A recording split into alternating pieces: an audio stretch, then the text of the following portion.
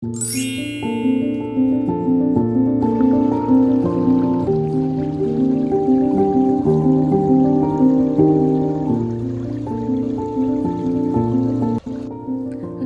ഒത്തിരി മിസ് ചെയ്യുമ്പോൾ പോയി ചെന്ന് കാണാൻ പറ്റിയ ഒരിടാണ് അലൈൻ ഒയാസിസ്.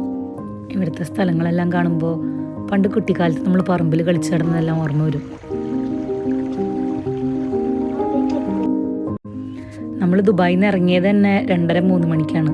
അതുകൊണ്ട് തന്നെ അവിടെ എത്തിയപ്പോഴത്തേനും ഒത്തിരി ലേറ്റ് ആയിട്ടുണ്ടായി. 5:30 വരെ ഈ സ്ഥലമുള്ളൂ. അവിടെ പ്രത്യേകിച്ചൊന്നും കാണാനില്ലാത്തത് കൊണ്ട് തന്നെ പിള്ളേർക്ക് പെട്ടെന്ന് തന്നെ ബോറടിച്ചു തുടങ്ങി.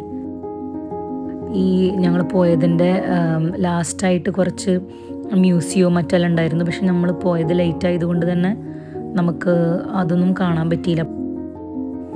ബിക്കോസ് 5:30 ആകുമ്പോഴത്തേനും അവിടുത്തെ ഗേറ്റെല്ലാം ക്ലോസ് ചെയ്യും.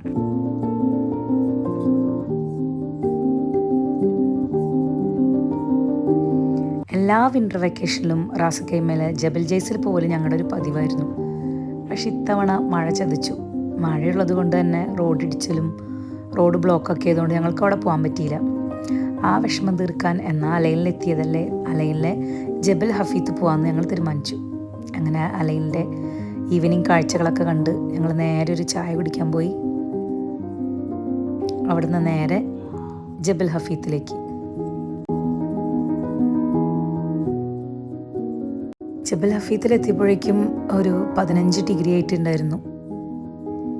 ആ തണുത്ത ക്ലൈമറ്റിനൊപ്പം നല്ല തണുത്ത കാറ്റുമായിരുന്നു അവിടെ. അതുകൊണ്ട് തന്നെ എല്ലാവരും നല്ല അത്യാവശ്യം തണുത്ത് വിറച്ചിട്ടാണ് നിൽക്കുന്നുണ്ടായിരുന്നത്.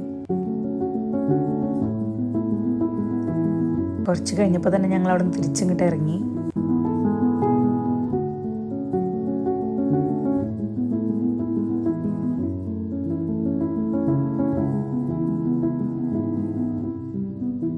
ഇപ്പോൾ ഒരു ചൂട് ചായ കുടിക്കാൻ കിട്ടിയിരുന്നെങ്കിൽ എന്ന് വിചാരിച്ചുകൊണ്ടാണ് ഞങ്ങൾ ഇറങ്ങിയത്.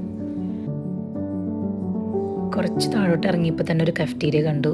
അവിടെ നിന്ന് ചായയൊക്കെ മേടിച്ച് കുടിച്ച് ഒന്ന് സെറ്റായി. അവിടെ അടുത്ത് തന്നെ കുട്ടികൾക്കൊരു പാർക്ക് ഉണ്ടായിരുന്നു. അപ്പോൾ അവരവിടെ കളിക്കാനും പോയി. മലകളാൽ ചുറ്റപ്പെട്ട ഒരു സ്ഥലത്തിന് നടുവിൽ നിന്ന് ചായ കുടിക്കാൻ നല്ല രസമായിരുന്നു. അത് കഴിഞ്ഞ് ഞങ്ങൾ തിരിച്ച് ഷാർജയിലോട്ട് യാത്ര തിരിച്ചു. അപ്പോൾ സീ യു, ബൈ ബൈ.